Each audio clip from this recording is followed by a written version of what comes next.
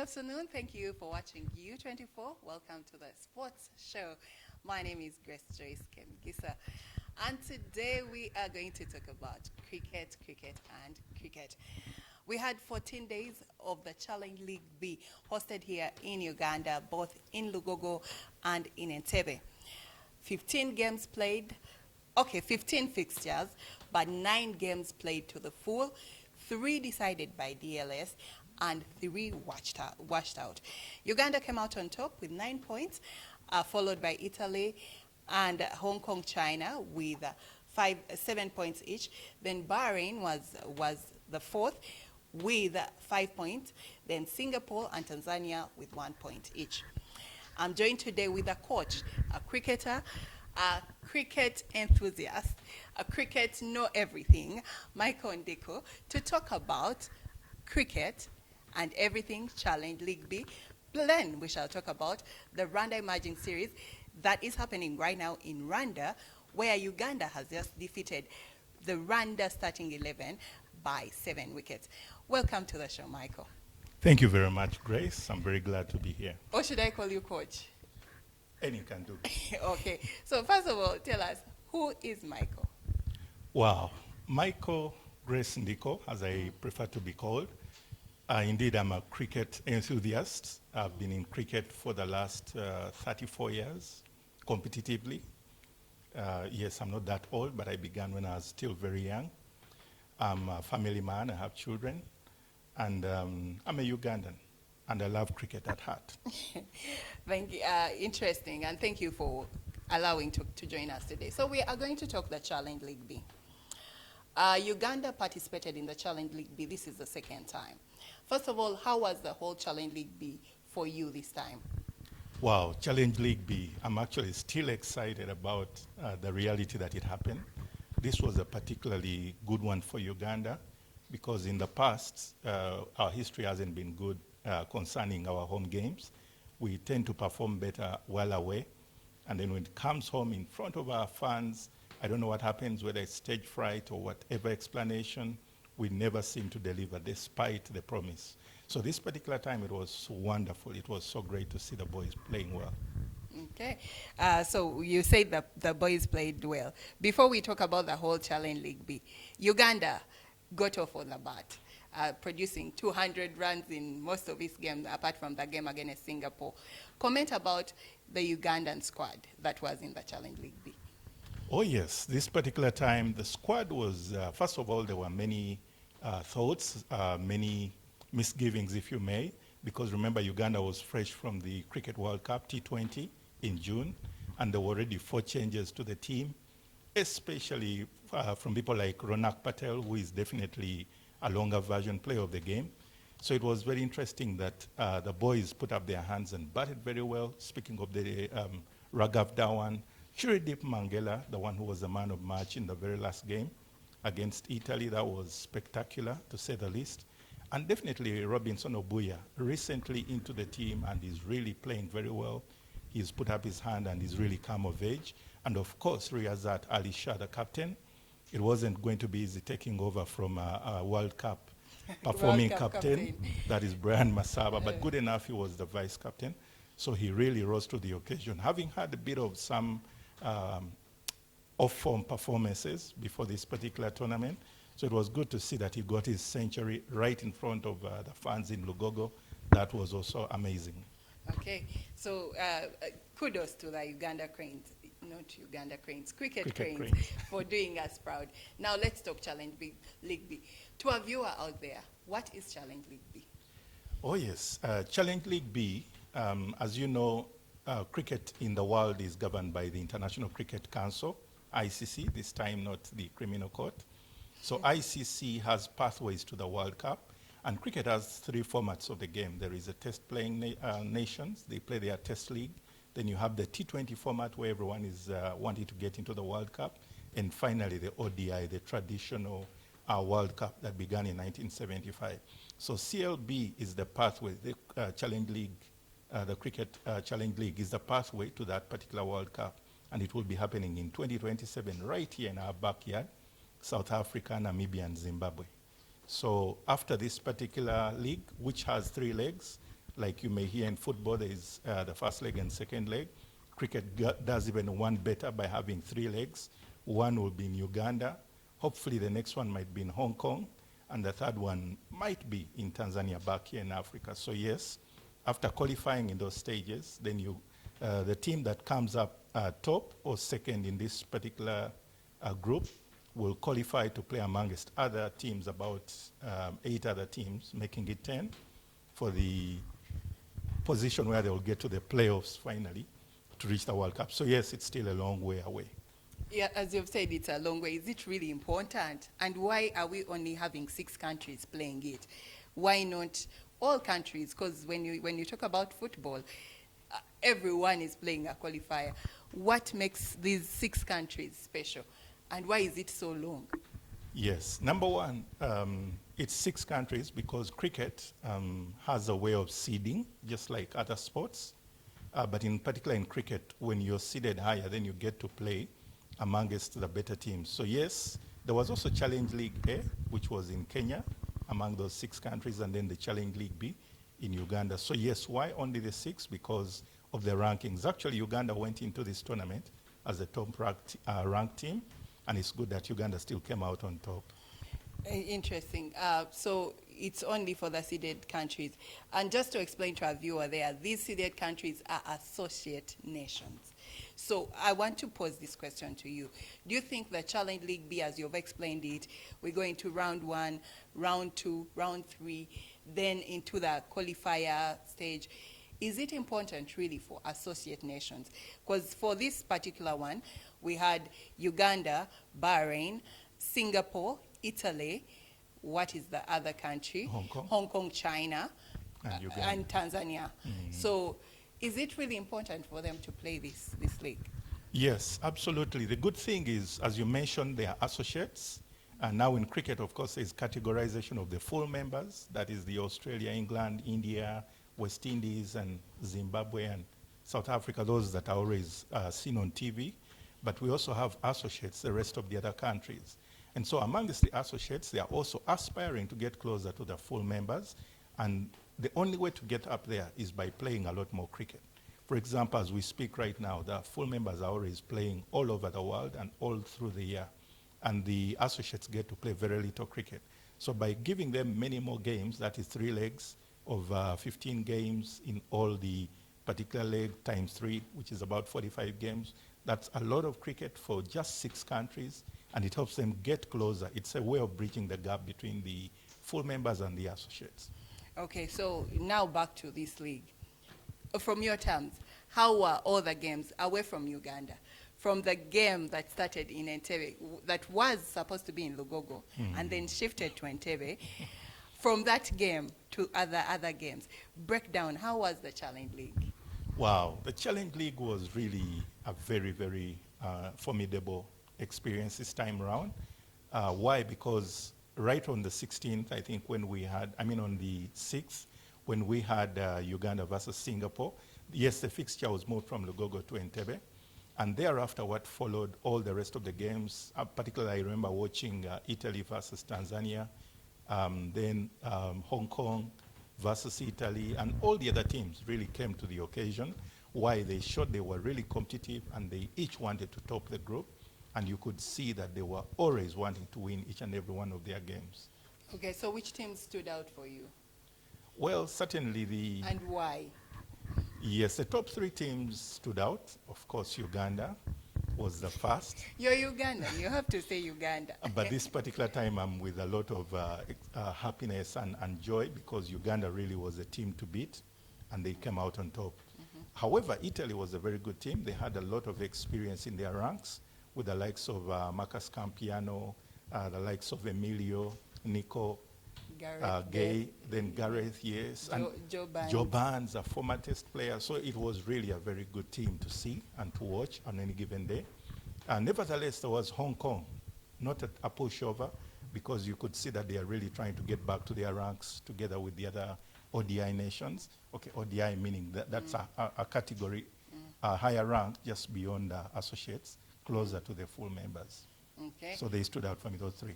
Those three. And those that didn't stand out for you, definitely we have Tanzania, Bahrain, and Singapore. What was different about them that didn't stand out for you? Yes, starting with Bahrain, being their first opportunity in this level of competition, they really made a good account of themselves. Why? Because they were always going to struggle a bit against the opposition of the likes of Uganda and the likes of Italy. So it was good to see that they still had their outstanding player making a good account of themselves, especially the captain Haider Ali. At one point, someone commented that Bahrain is more like a one-man team. The man fights up to the very end alone, especially when they are batting. But they had also some good players like Ali Dawood, a very good, formidable bowler. Then, of course, Singapore had a young team. And kudos to them. That was a very bold and gutsy decision by the coaching staff to make sure they brought a young team to get all the experience. By the time the Challenge League is done in 2026, they will have a lot of exposure and experience gain. Of course, Tanzania again also is their first time in this level, so they definitely struggled a bit. But Tanzania has been here before. It just had a hiatus of 7 years. So I think it would have given better. And then one of Tanzania's game was a DL decision. Mm-hmm. So their overs were reduced to 25. Don't you think they would have performed better in that one? Yes, they had a good chance, but you could see overall the approach of Tanzania felt like they were approaching the game as a T20, more like on the T20 version of the game, format of the game, because they seem to be in a hurry to pile runs or to score their runs, and that's what is done in T20. Meanwhile, in the ODI or the 50-over format, you need to be more strategic, you need to take advantage of the moments, and that seemed not to be the case of Tanzania, and I think that's what made them fall short. Yes, DLS notwithstanding, because that's part of the game, it can always go either way, but depending on how prepared you are. Okay, we are going to talk about DLS shortly, but now let's go back to the Ugandan Cup. You already mentioned the batters showed up, Riazat Alisha, the captain, and Mangela, and Robinson Oboya. But let's go through the different games of Uganda. Against Singapore, how was Uganda's performance? Oh yes, against Singapore, first and foremost, it was good to see that Uganda was clinical, because chasing down a low score, Uganda needed to get their net run rate high right from the start. And we saw that. Of course, there were a couple of wickets that were lost, but you could see the intention. There was intent on the part of the batting unit to make sure that Uganda chases down the score at an earlier rate. But also the bowling was very, very good. It was the kind of bowling that was to say, we are your seniors in this particular tournament, and we are here to make a statement. So yes, especially with the top order, the strike bowlers, in that particular game, of course, Mas Chewut and Juma Miyaji, and then later on Dinesh Nakrani coming in with his cutters and his variations. It was very good to see. It was generally a well-rounded team effort from Uganda in the first game. We went on to play 2 games here at Lugogo. One, the Sunday one that was washed out, but let's start with the Tanzania game. We won the toss, elected to bat. Do you think that worked for us? Wow, that was indeed a new one actually, because in the past Uganda would have been negative. Seeing Tanzania's performance against Italy, you would think they are not really that formidable as a batting unit. So in the past, Uganda would have put Tanzania into bat and try to chase down a low score like they did against Singapore. But kudos to the captain and the team. They made the decision to bat, and scoring that about 270 odd was a very good show in front of the home crowd. Seeing over 250 runs, that was really amazing, and it set the tone. And later on, Tanzania again seemed to be in a rush to get their score, and they ended up collapsing. Okay, then against Hong Kong, China, we again chose to bat first. Exactly. I also liked that so much because it meant the level of consistency and trust in the batting setup by the captain. And Uganda batting fast, scoring again to about 290 was very, very impressive, and a commanding score. Yes, at the same time in Entebbe, of course, Italy had already scored 342, so you couldn't really boast so much about 290. But nevertheless, it was a very good show. it's part of cricket. Unfortunately, the game ended up washed out, and it was a no result. But altogether, it was very good to see that Uganda's batting has come of age at last.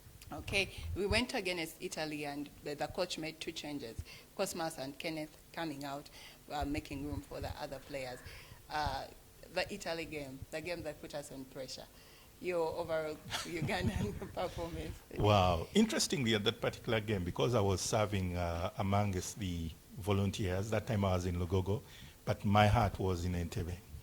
And oh my, after having scored that number of runs, about 250, 250, yeah. I knew that it wasn't going to be easy, because with Italy's batting setup in Emilio, Nico Gay, and Gareth Bagg, and Campiano, and Joe Barnes, it really meant that they had a batting unit that could tear apart any bowling combination or bowling approach. And it showed from the start, with our trusted talisman, Frank Nsubuga, going quite for a many. And then, of course, Juma Miyaji wasn't doing the job, Nakrani wasn't doing it, until the Henry Senyondo. The left arm spinner. Sometimes we call him our magic man, but yes, he did the job for the team, and it was very good to see that he stood up, took on the tide of the game and turned it around. It was so dramatic, but indeed that was the tournament changer for Uganda, because had Uganda lost to Italy, then everything might have gone wrong even in the game against Bahrain. Okay, then now Bahrain, we conclude with Bahrain. We talk about Bahrain, then we shall take a short break before, then come back and talk about the DLS. Bahrain, Uganda. Yeah, Bahrain-Uganda was a good one, because first of all, it was the last game. Uganda already had their 3 wins and, of course, a tie because of the rain. So it was very good to see that, again, the team was confident enough to say they would bat fast. And that is exactly what was needed for Uganda. Why? Because Bahrain, having been here earlier in the warm-up games and got actually 1 win against Uganda in the T20 format, that meant that they were also chancing themselves to try and challenge Uganda. But ultimately, Uganda proved to be much superior in terms of pedigree, but also in terms of being clinical.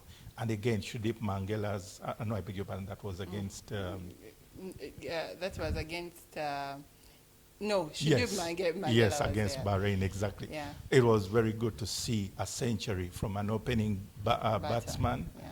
It was just the kind of things you dream about. Of course, having been an opening batter who never got a century for the country, yeah. That was very good to see.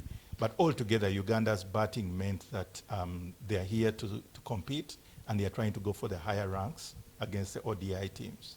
Wow, interesting overview of Uganda. So we shall take a very short break, and then when we return, the coach will tell us his dream team from the Challenge League B and talk DLS. 3 games were washed out during that tournament, and 3 were decided by DLS. We want to understand, what did DLS play, the role DLS played in this tournament. We'll be right back.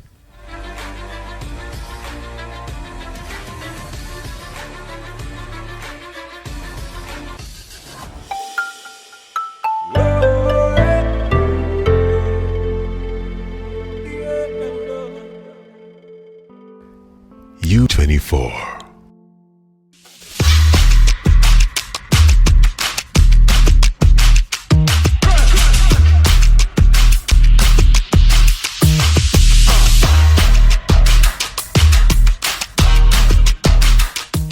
Take a look at these 2 sets of lungs. This set is pink and healthy. They represent the lungs of a healthy person. But this set doesn't look so great. They represent the lungs of someone who has smoked a pack of cigarettes, that's 20 cigarettes, every day for 20 years. Let's take a closer look at what's happening in the healthy lungs.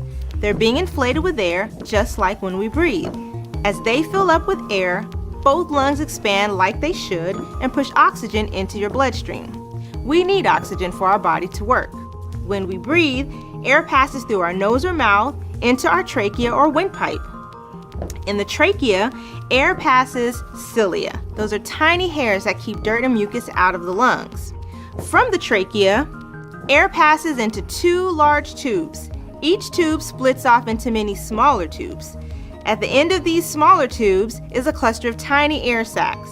There are over 600 million air sacs in our lungs. Imagine how small they must be. Each air sac is covered in small blood vessels that take the blood directly to your heart. The oxygenated blood goes directly to your heart, and your heart pumps it to all the cells in your body. Now, back to the smoker's lungs. These represent the lungs of someone who smoked for 20 years. These lungs are a blackish brown color because of the tar that comes from each cigarette. Tar is a sticky black substance that is created when some chemicals burn and melt together. The tar created by burning tobacco is similar to the tar that is used on roads. Tar in your lungs may lead to lung problems that can make it hard to breathe. Even though vaping doesn't force tar into your lungs, it does cause your lungs to get inflamed and clogged with blood, pus, and other fluids. The chemicals in cigarettes also cause lung cancer. If you look here, lung cancers have started to form. They start in the cells that line the surface of the lungs, like this white area. The lower portion of this lung doesn't inflate. That is what lung diseases like COPD and emphysema look like. People with these diseases find it hard to breathe, and they struggle with even the smallest, easiest activities like walking. Which set of lungs would you like working for you? The choice seems pretty clear.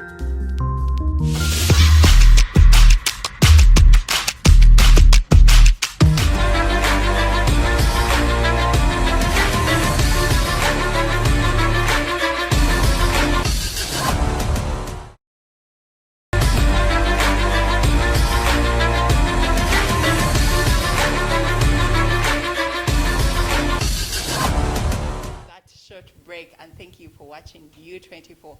We are still talking cricket here on this particular edition of the U24 Sports Show. Still with Coach Micheal, talking about the Challenge League B. For those who watch the Challenge League B, you must be having some glimpse of memories coming up. And if you wish you could watch it again, the highlights are available on our online platforms. Well now, Coach, let's get back into who are the standout players overall from this Challenge League B? Wow, thank you, Joyce. As a matter of fact, the standout players actually, now this is a bit biased, but to me they were choose Uganda, they were mostly Ugandans. No, but Coach, there were many, 11 times 6, exactly, plus the other bench players. Exactly. That's like 66 players. I know, but if you ask me for the top 11 players, of course Ugandans will be quite a number there, but that standout players. Yes, but I could first comment by saying I commend the teams, especially Tanzania and Singapore, had a couple of youngsters within their ranks, especially like you mentioned to me in the break, the Tanzanian 15-year-old. Yeah. Then there was a 15-year-old from Singapore, 16-year-old, I think Amani, someone, and then a 17-year-old. So it was good to see that the other countries were willing to try out their future stars and preparing them for the big stage. So it was very good to see. I think I'll just add a big Patroa, the captain of Tanzania. I think I liked his mindset change as Tanzania was coming back here after 7 years. I liked his mindset change of how he changed from T20 to 50 over. Baba Hayat, changing the game between Hong Kong, China, and Bahrain there. To me, he was definitely a guy to watch. Joe Burns, our nemesis. Our nemesis was another person to look out for. So to me, I think those were my standouts. But generally, everyone who showed up on that was good. Yes. Anyway, we move into DLS. There were 3 games. Because of the rain, Uganda is a rainy country. Because of the rain, 3 games had to be decided by DLS. What is DLS? Well, DLS is one of the conditions within the game of cricket, especially the limited overs, that is 50 overs and the T20 or T10. And DLS is a short form of Duckworth, Lewis, and Stein. And the whole element or the whole point is these 3 gentlemen came up with an algorithm, a formula, mathematical formula, to try and ease the game of cricket in terms of gaining results. While in the past, you just reduce the overs and calculate, which is not fair because the conditions are different towards the end compared to the beginning. Now, DLS factors in all those circumstances. And DLS always comes into play wherever there is a shortened period of time of play, either due to bad weather, inclement weather, or the circumstances within the playing surfaces. So for example, when the rains come, then the innings are shortened. And what does that mean? If it was 50 overs, you may end up playing only 30 or 20. And then now the calculations come on. But DLS especially affects the team that will be batting second, sometimes positively, most of the times positively, to the detriment of the team that batted first. Why? Because when a team bats first, for example, and posts, say, 150, but they were all out, when DLS comes into play, it will even reduce that score further for the team that is chasing. Why? Because they used up all their resources, and now this team will probably chase at about 145 or so, meaning it's lesser, and in a shorter period of time, and then the calculations will begin to happen. So how does DLS happen? As I said, it's a formula. It's within, it's given to each of the teams. It's calculated on the ground, and at each point of the game, you know how many runs you're meant to have vis-a-vis the wickets, meaning that it only considers the resources you have to execute on the targets. I hope that's quite clear. That's quite clear, but also now I'm wondering why, since a game is 50 over, why do we have to calculate and change the score? Isn't that unfair? As a matter of fact, it is very fair, because if you left the score the way it is, it means that the team that is batting second is hampered in the conditions of the game. Why? Because they will have lesser overs, meaning lesser time, to actually execute the same task that the team that batted first had.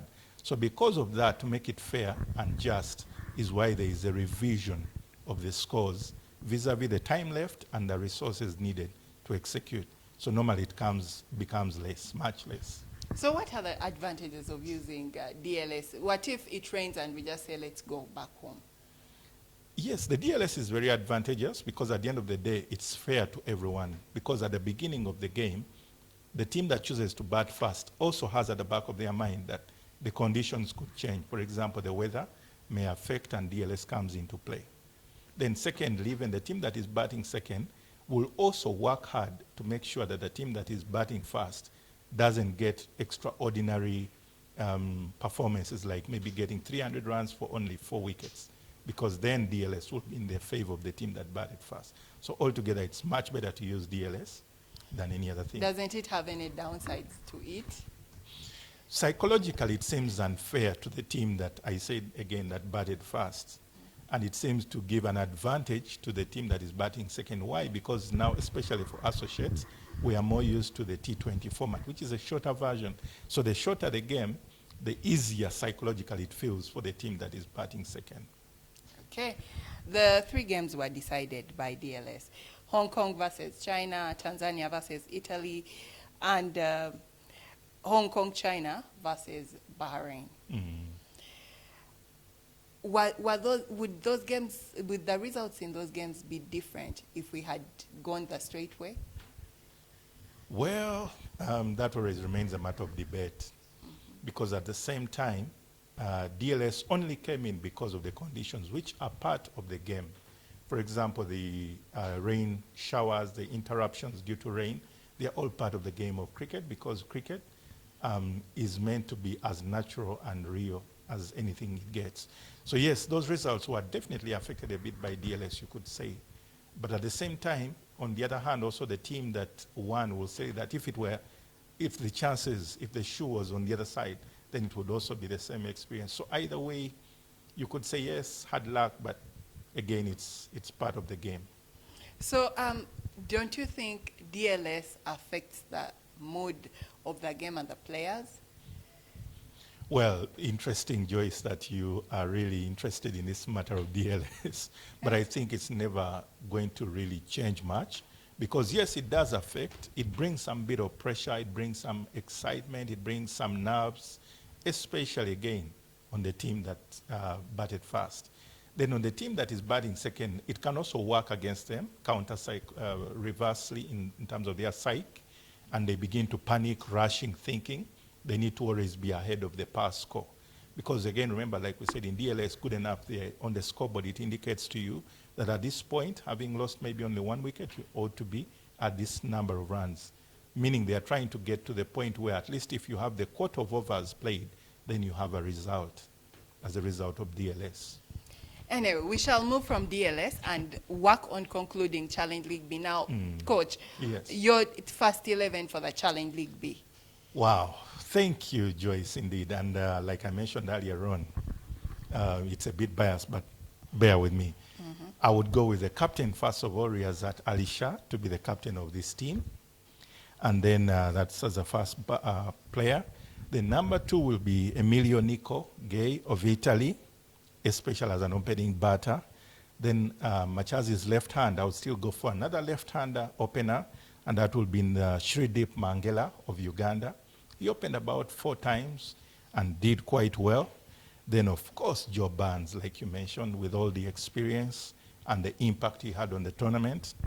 And then number 5 would be Haider Ali, the captain of Bahrain. He single-handedly demonstrated that in the longer version of the game, with patience and grit and determination, you can change around the result to your advantage. Then I would also have Manpreet Singh, captain of Singapore.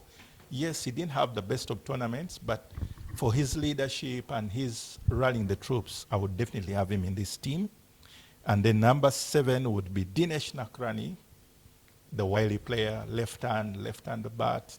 He's always going to give you a lot.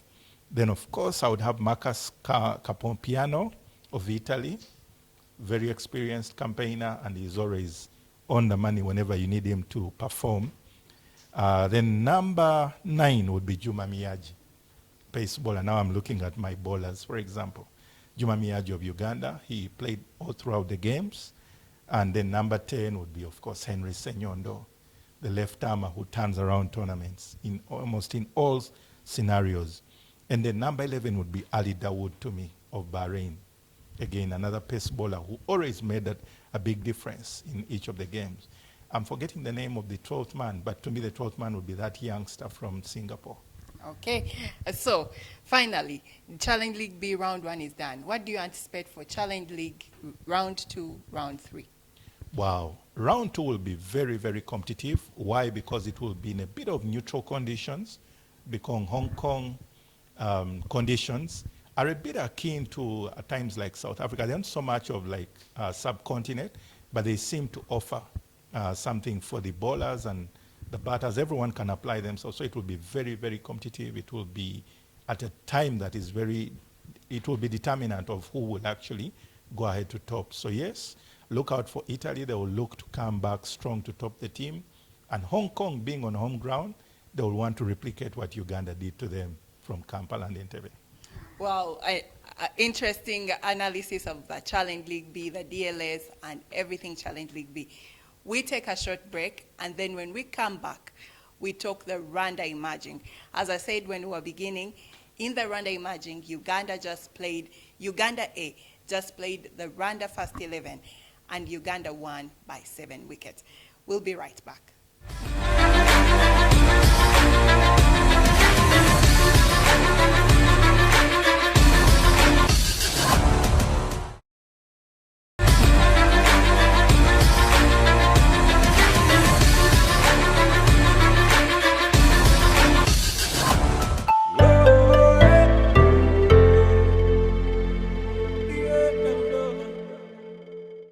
Don't miss on U24. Hello everyone, my name is Kirsten Kim and I study at Hearts of Gold Elementary School and I am in primary 6. Can you tell us what you have written so that we can learn from you? We're excited. For what is the ocean? I've wrote the ocean is a giant pool of sea creatures and it has layers. And for animals in the ocean, I've written crab, shark, electric eel, jellyfish, pufferfish, tropical fish, octopus, squid, and starfish. The sunlight zone is the warmest area in the ocean. It's where sunlight can penetrate through. The sunlight zone is the biggest population in the layers of the ocean. It contains the most animals like whales, tortoises, dolphins, and sharks. We have two types of planktons. We have the zooplankton and the phytoplankton.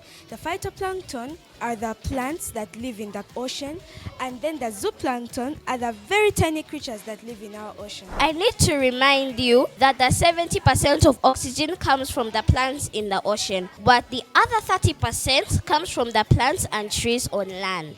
We have seen great changes and improvements in our children because of what they're doing, because of tech.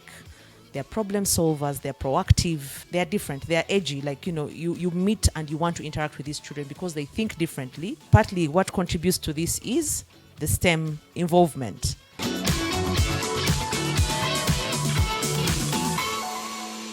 And so at the end of this anthropological study, I would like to share with you all my findings based on the statistical sample that has been my interactions with the class of 2019. The most important of them being that people are people, and joy is joy, and pain is pain everywhere. And we cannot limit ourselves to what we know based on where we come from. In the same vein, let it not be that this Harvard experience becomes our culture, if you will, that we get so attached to bleeding this crimson blood that we're so unwilling to step out and be challenged to learn something new or presently engage when we encounter something or someone different. Statistically speaking, those who have left these grounds have had a palpable impact in the world. Those who have gone ahead of us have disrupted culture, transformed global politics, revolutionized economies, and we will most probably go ahead and do equally significant things, if not more. But these accolades, these achievements, do not make us any better, our lives any more valuable, our joy any more valid, our anger any more justified than the man across the street for whom every dollar counts. And this is in no way meant to devalue our worth. If anything, it takes away this pressure that we need to prove a point to the world, that we need to prove that we went to Harvard and did enough with this opportunity. You graduate from Harvard, but you're worth so much more in and of yourself. And so I implore you, in the words of the great philosopher of our day, Pulitzer Prize winner Kendrick Lamar, sit down, be humble. Humility not being defined by how much we downplay the power that comes with the name. Humility not being saying to those who ask that we went to a school in Boston. But humility being the willingness to see all humanity as equal, Harvard degree notwithstanding. Humility being the willingness to learn as much as we can about those different from us, outside what we know, and then using this Harvard degree to, as we say in Kumba, do what we can with what we have to leave a space better than we found it. The world is in need of more people who walk through life with this sense of wonder. People courageous enough to engage with that which is different or strange or even unacceptable, willing enough to step out of what they think they know, and humble enough to learn from each experience. More than ever, our generation needs leadership that is willing to love and serve within this rare blend of courage and humility.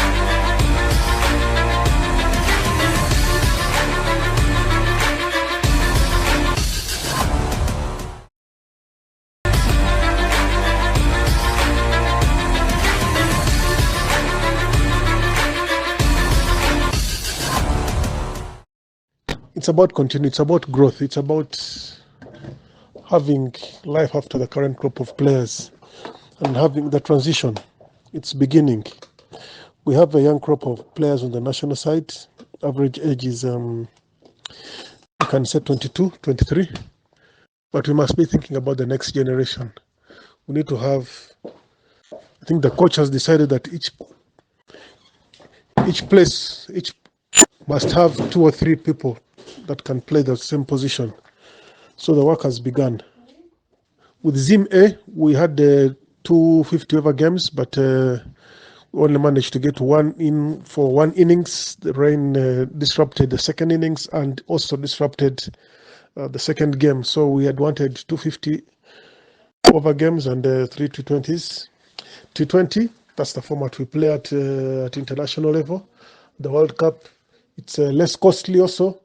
And when a team travels, at least they're looking for as many games as possible, not just 1 or 2 games. So yeah, we also have to take in all the factors, the cost, the value for money, plus also the fact that we play T20 World Cups. We don't play 50 over World Cup yet. So yeah, we're sticking to our lane.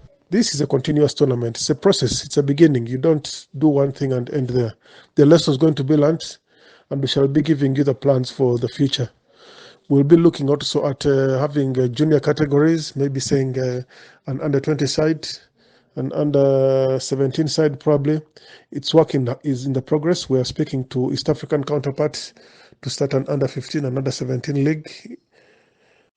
It's a conversation that had started in the past, but had been slowed down by COVID restrictions and a lot of inconveniences that were there by that time to play. But I think the time is right now. And we're also looking at it as a global, as a whole, as a continental move. Zimbabwe, why Zimbabwe? Why Uganda? Pan-African brothers who we are having a good relationship with. The rest will be coming in, but at least we have these two for now. Rwanda is the home team, so yes, we get select our 11 and an A. But yes, our whole plan and purpose of this is for the growth, and we are seeing where we're going, where I want to go in the next 10 years. So the planning process is now. If we keep exposing the junior kids at a certain time, we shall be in a better position. Sound of Stephen Musale, the president of Rwanda Cricket. As I mentioned before the break, when we come back, we are talking about the Rwanda Emerging Invitational Tournament that is happening in Kigali, Rwanda at the IPRC Cricket Oval and Gahinga A and B ovals. Right now, Rwanda A is taking on Zimbabwe Emerging. So as we've heard, Stephen Musali has said, this Emerging Invitational Tournament is the first of its kind, playing the other sides of the different teams. And he says it's a growth tournament. He hopes it will be continuous, and it's in the T20 format. Coach, do you think this invitational tournament is really a growth pathway for cricket? Yes, Joyce, I totally agree. I feel this is the missing link. I don't want to sound in any way like an activist, but this is something that personally I used to agitate for.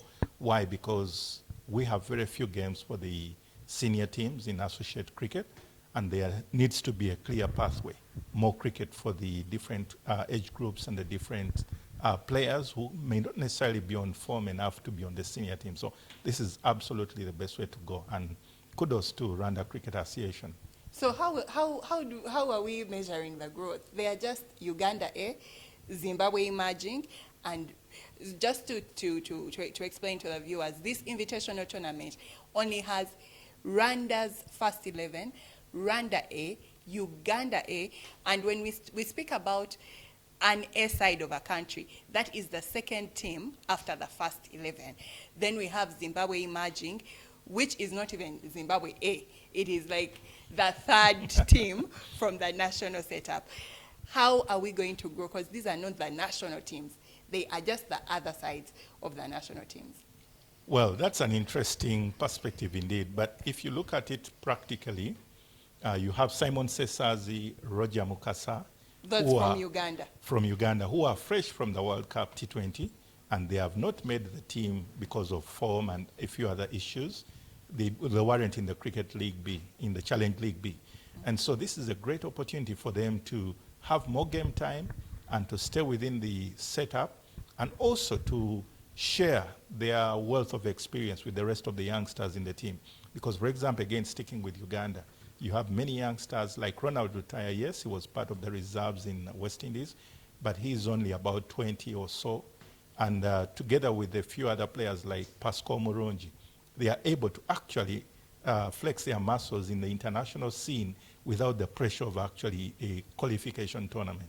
So it's very, very necessary for them to go through such tests and experiences. And you mentioned Zimbabwe. Yes, definitely Zimbabwe cannot bring their S side, not even B, because they are a test nation, meaning they are supposed to be at least 3 levels above Uganda, minimum, even when Uganda is at its best.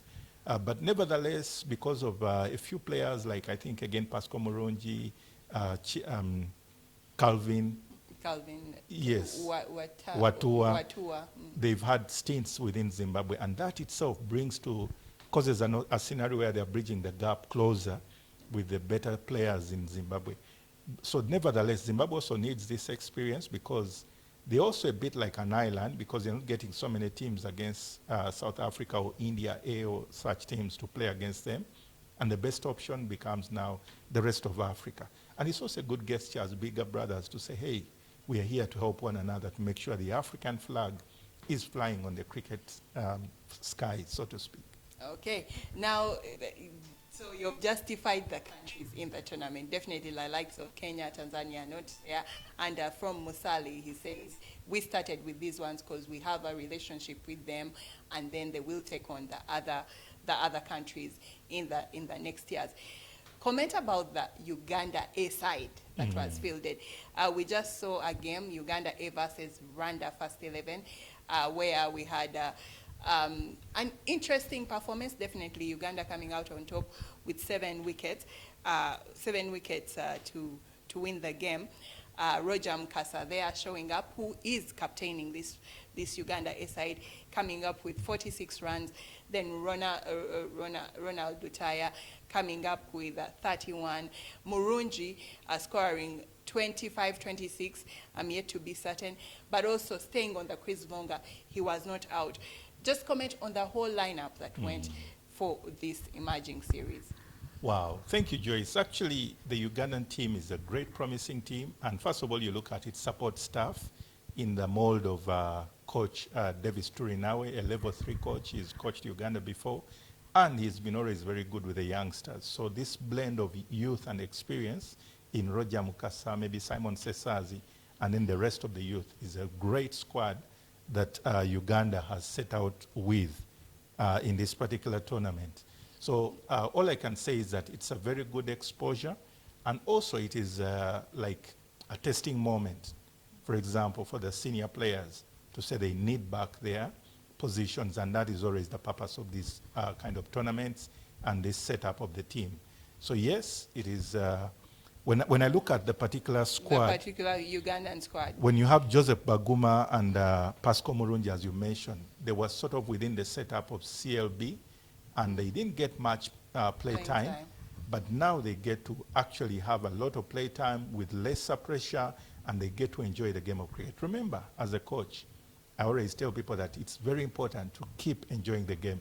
Yes, it's out there, a battle, it's competition, it's tight, it's stiff, it's clinical, it's all those things, but most important, you have to enjoy it, because without enjoyment, you will lose your form. And when you lose your form, you literally may give up on the game.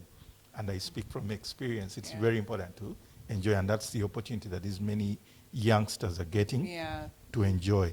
In particular, I think Ivan Baidu there, picking 3 for 22. Jonathan Sebanja, 2 for 24.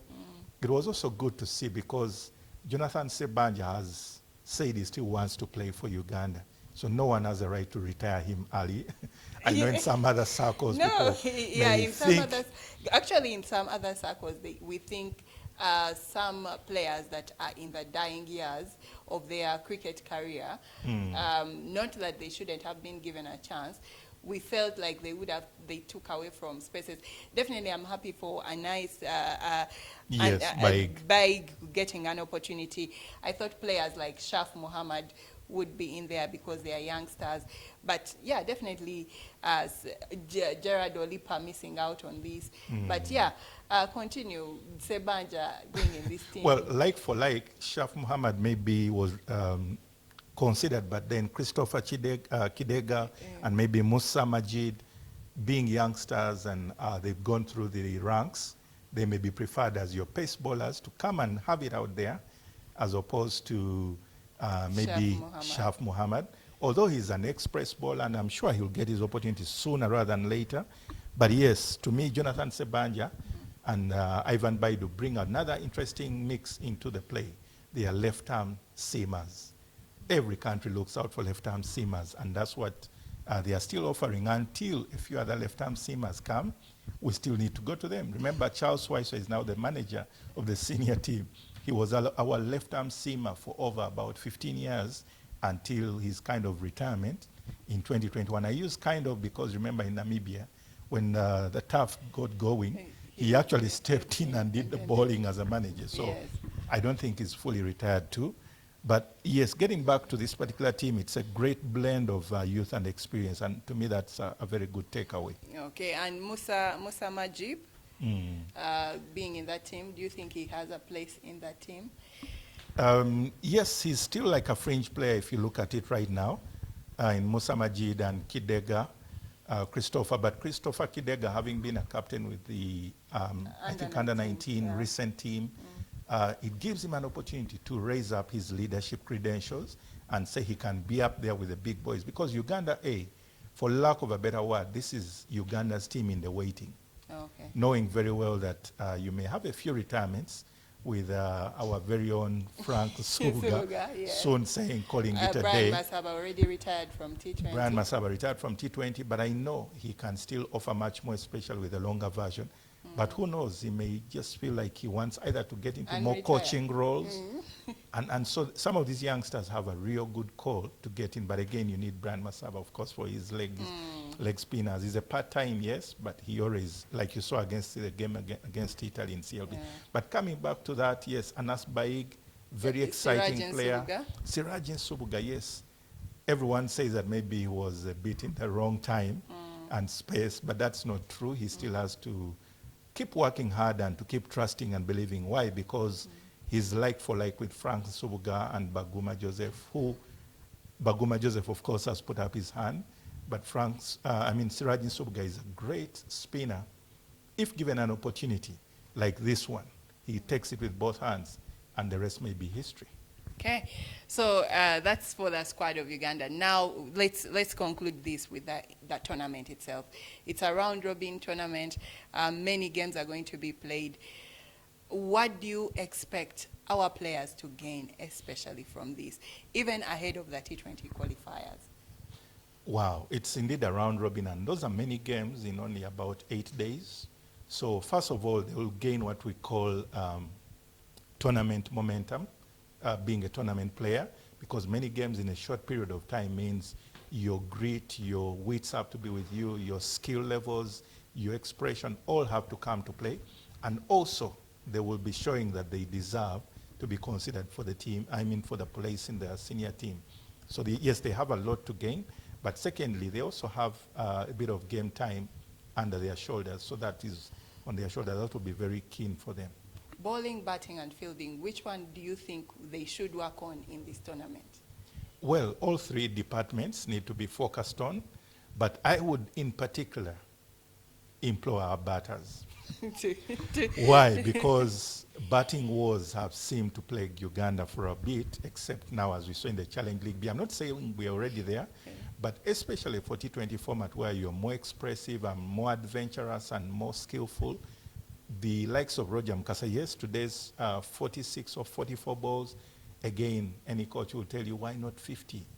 Why not 70, 80? So yes, our batting unit needs to come to the party and to come out strong, especially Ronald Lutai also got himself run out, I think, towards the end. This is the great opportunity for them to do. But yes, the bowling seems to be well within discipline because they limited Rwanda to 122 in their 120 balls. But altogether, the batting has to come to the party at the moment. Well, interesting conversation. Coach, we have to bring this to an end. What are your passing shots about the Challenge League B and the Rwanda Emerging? Wow. Challenge League B, of course, there remains the leg in Hong Kong, and then the last leg might be in Tanzania, which will be a very great heads up for Tanzania Cricket Association. I think it's going to be very competitive, but my take is always that Uganda will emerge top. Remember, in Challenge League B 2022, the comparison is Uganda entered into 2022 on top. That was in 2019 Oman, Uganda emerged the top. But in Uganda, we dropped the ball. Uganda ended up, I think, second or third, and ultimately ended up third in Jersey. So hopefully there will not be such a repeat, much as most of the teams are there, because you have only Tanzania and Singapore as the new entrants in this particular leg. But I see Uganda still topping at the end of the day in TZ, especially because it will be closer to home. The Hong Kong one will be the tough one, but I hope we still can have the 3 or 4 wins, and then, 4 wins, and then hopefully be able to pull it off. And again, for the emerging, my parting shot is I really wish the best to our players, especially Simon Sesazi and Roger Mukasa. Why? Because any sportsman never wants to be retired before their time. Ask Mike Tyson. Thank you so much, Coach. That was an interesting closing line. Any sportsman does not want to be retired before their time. Thank you, Coach Michael, for joining us today, for talking cricket with me. And for all of you who joined us watching and understanding cricket, thank you, thank you. Don't forget to comment, share your opinions on our online platforms, and then join us again next week as we talk another sport. My name is Grace Joyce Kemigisa. Until next week, I'm out. Yes, Johan to Obuya. Good movement early on. That's the name of the game for Johan. He moves the ball very well early on. Short of length and punched off the back foot by Darwan. It is running away. Great signs from the outfield showing that this field is electric. Again, way too short from... that is an edge. He did go fleeing at that. He must make a walk now, Darwan. That was a very negative shot. Top bowling by Kimote. Uganda, they lose their first, 22-1. Gets behind this one, and Obuya's power again. This is power and precision from Obuya, getting right underneath it. The first maximum of the innings hit to court number 4 here at the Gogo. Much better from him. What touch and go. Oh my word, that is a run out. Horrible call, not a run at all. The massive wicket of Obuya. Against the run of play, Uganda lose their third. That was never a single at all. Average. Riyazat Alisha was looking for this shot. Hits it big, even big and better. Court number 3 will do some cleaning up there, the ball boy. Just to be safe. Short delivery, bang down to the square leg boundary. Tremendous fielding. Unfortunately, the efforts go in vain. Great effort, 4 runs. Cover.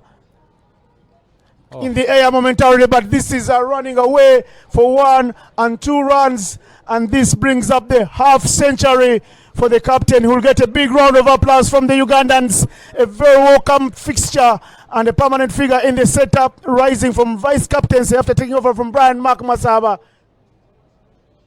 Ramjani hitting it straight to the side screen. Very, very good knock there from Alpesh Ravila Ramjani, who gets to 50 in fine, fine style in only... Alpesh Ramjani wants to give Riyazat Alisha some of what he's been having, and I would love to have some of what these two have had for breakfast, because that is a beautiful 6 over cover point. Again, chance for a catch. 6 runs it is. Riyazat Alisha will celebrate with a big 6 there for a century. Second century in the tournament. The man given the new captaincy for Uganda is the man that rises to the occasion. Final ball. Full toss. Who wants that? The catch will be taken by Sanjay Thakur Boom. But it's all good, all done and dusted. The innings comes to an end. Riyazat Alisha will fall for 100. By Robinson Abuya, what a phenomenal knock. Unfortunate to get run out. And then you had a nice chip in by Waiswa. Played around 1 as well, got himself out. And of course, 104 of 87. What a knock. All the 5 bowlers bowling the full quarter of overs, but they've suffered some punishment. But we've got to give it to the 3 spinners. Good carry from Cosmas, the keeper. Fred Achelam shows you how much of a carry it was with his poise and posture at the very end. He hooks it around the corner. It's in the gap. The National Crane will chase, he will not catch. And Mr. Omari Kitunda gets his innings underway. Good time. Oh, what a six. Six off the bat. This time he flicks his wrists. Gets underway with a six. Down to fine leg. Much better timing that time by Selim. Oh, short delivery. And that was edged. Huge sound. He must make the long walk back. He definitely did get it. Ramjani to continue. He's 1 for 3 in 2 overs. Short and backward verse. And Kimote rocks back. Smashes it through backward point. What a shot by him. And that's exactly something that will lift. Well supported. He's captain on the captain's way to 100. Oh, short of a length. And this time, rolling around to the boundary. You cannot bowl short at all on this deck. Almost every delivery that's been short has been punished. Fortunate not to go all the way, actually. Taku. 1 over required by Uganda to register their second victory here at home. And the ball is up in the air. Settling under it is Miyagi. Can he swallow it? And that is the last wicket for Team Uganda. Familiar celebration by Juma Miyagi finishing off the tail. And that is the scorecard. Tanzania blown away by the Seamers. 12 overs, they got 6 wickets for 30. And that's the bowling spell. The openers up front, 5 for 26. Cosmos 48. And at the end, a lovely cameo by Obuyo at the top, actually getting 39 or 50.